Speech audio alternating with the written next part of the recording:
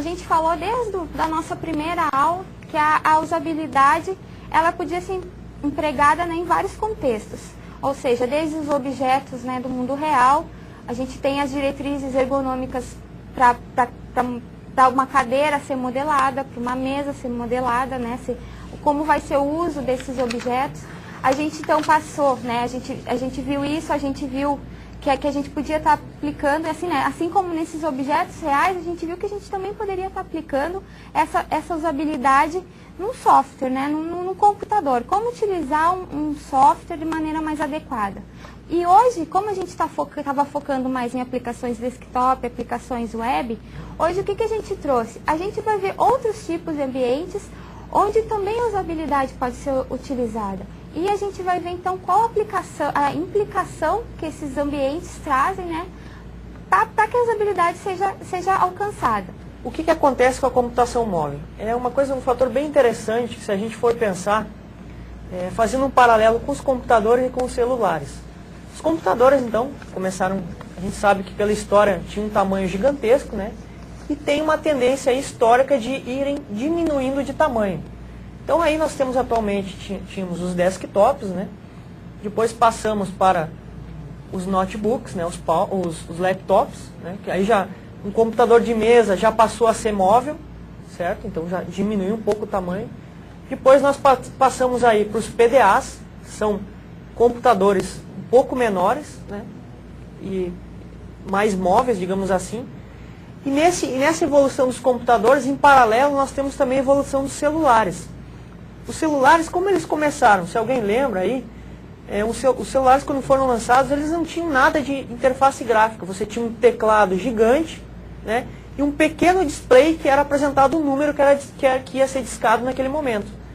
À medida que os celulares foram evoluindo, se vocês puderem perceber, o teclado foi diminuindo e o display aumentando. Ou seja, a interface gráfica foi tomando conta. Até que nós chegamos num ponto que não existe mais teclado nos dispositivos móveis. Como, por exemplo, o iPhone. O iPhone, ele tem só uma tela. O teclado sumiu. A tela é representada por meio de uma interface gráfica, por elementos gráficos. E aí o celular, então, ele começou a incorporar funções de um computador.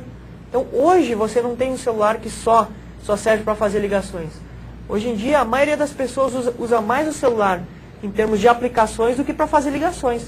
Você tem agendas, jogos, você faz muitas tarefas no seu celular, por exemplo, o iPhone, né, tem muitos aplicativos. Então o celular ele veio para tomar a posição aí de um computador móvel. E cada vez mais os celulares estão mais potentes, né? Então é importante que a gente trabalhe, né, a partir de hoje, veja que é possível trabalhar também a usabilidade nesses aparelhos. Tendo em vista aí que atualmente, então, a gente sabe que a maioria das funcionalidades do celular são funcionalidades gráficas. E aí a gente quer abordar, então, um pouco do mundo aí dos celulares em termos da interface. Se um ponto positivo do celular é de ele ser pequeno, o outro ponto negativo nessa história toda é que são as limitações do aparelho. Então, quanto menor o aparelho, maiores serão as suas limitações. E aí, maior vai ter que ser o trabalho com a parte de interface, de programação, para realmente otimizar os recursos, né, para poder rodar nesses dispositivos. E é justamente, né, devido a essas limitações que a usabilidade deve ser aplicada, né? Sim. E é isso que a gente vai, então, pessoal, a partir de agora, apresentar um pouquinho. Quais as recomendações utilizadas, então, para a usabilidade no celular. Então, como primeiro tópico, nós temos a apresentação da informação. Como o Silvano falou, então, né, como se vocês perceberam, o teclado foi saindo, né, da história e foi aumentando o display. O que isso significa? A informação foi ficando cada vez maior, né, volume de informação maior. Então, como apresentar essa informação? Isso é muito importante. Então, como a gente está trabalhando agora com telas reduzidas, a gente então tem que ter uma forma diferente de apresentar essa informação. Então, essa informação ela deve ser muito mais clara do que como se fosse num computador, né? Muito mais clara. A disposição utilizada também tem que ser de maneira adequada, com que o usuário não fique confuso, né?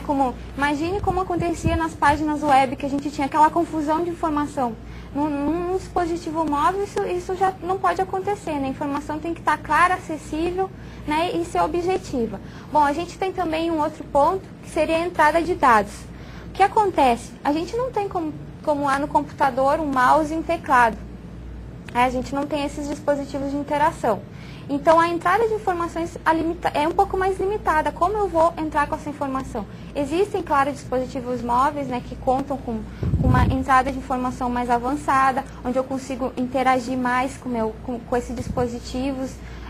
Né? No caso, o iPhone, que o Silvano falou, ele tem uma entrada bem mais avançada do que os celulares mais simples.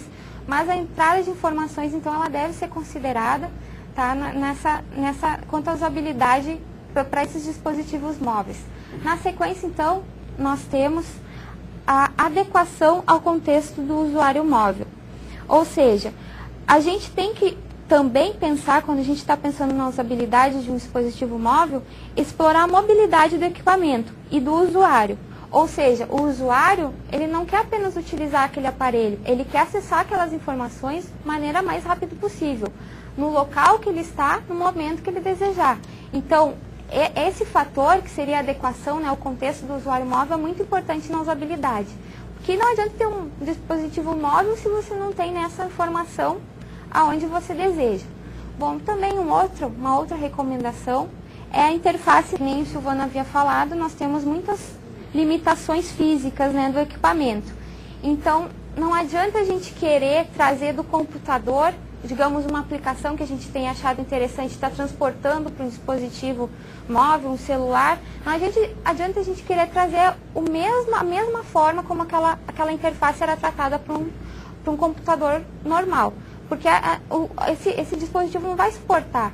Então, digamos, um formulário, de repente a gente vai ter que reduzir informações, né, num dispositivo móvel do que como era disponibilizada, né, para o usuário preencher os campos num computador. Então, isso é uma questão que tem que ser muito pensada. A gente vê muitas vezes, digamos, acesso a um chat, né, num computador normal. É de um jeito, já no celular é mais limitado, eu vou ter menos funcionalidades, mas foi a forma encontrada para que o usuário pudesse, então, acessar de uma forma mais usável aquela determinada funcionalidade. Você tem que perceber que você tem limitações no seu dispositivo. Limitação de memória, de processamento e de tela. O menos para dispositivos móveis é mais. Então, sempre tem que procurar simplificar. Consistência interna e externa. O que acontece? Procurar manter, quando for possível, o mesmo padrão de desenvolvimento de telas.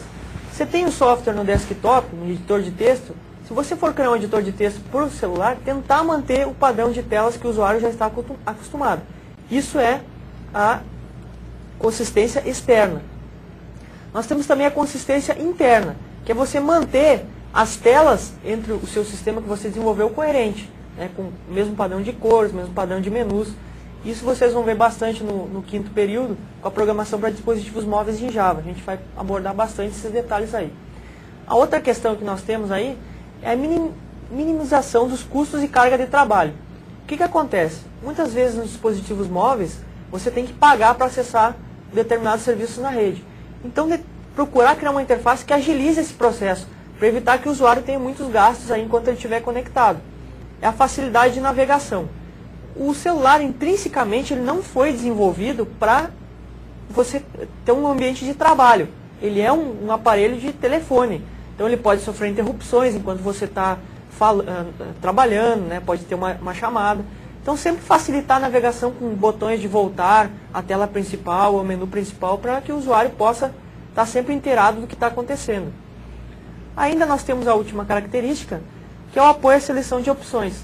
Então, como a gente sabe que a gente tem uma limitação, principalmente na questão do teclado, né, aparelhos que têm teclados muito pequenos, evitar de ter que pedir dados para o usuário quando você pode oferecer a opção de ele já entrar com os dados automaticamente, como checkbox e outras coisas, caixas de texto que você pode marcar. Então, evitar de fazer com que o usuário tenha que digitar no teclado, porque isso ele vai perder tempo.